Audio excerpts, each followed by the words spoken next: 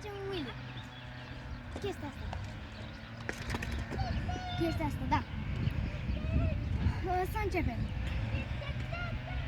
Prima dată trebuie să aveți o bicicletă, normal. Și vreți să pedalați și să vă lăsați pe spate. Știți?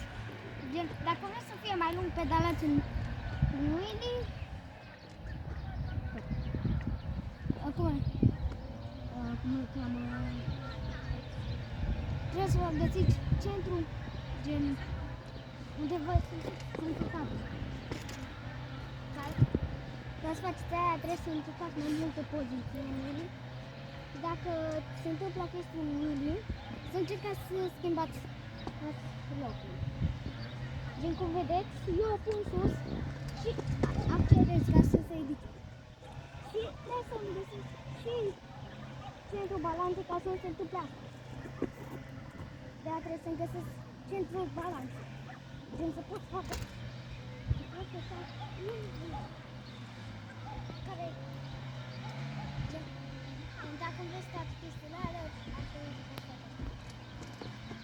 Măcar atât. Dar dacă n-ai învățat așa multe chestii, să mai încerci să înveți și pa!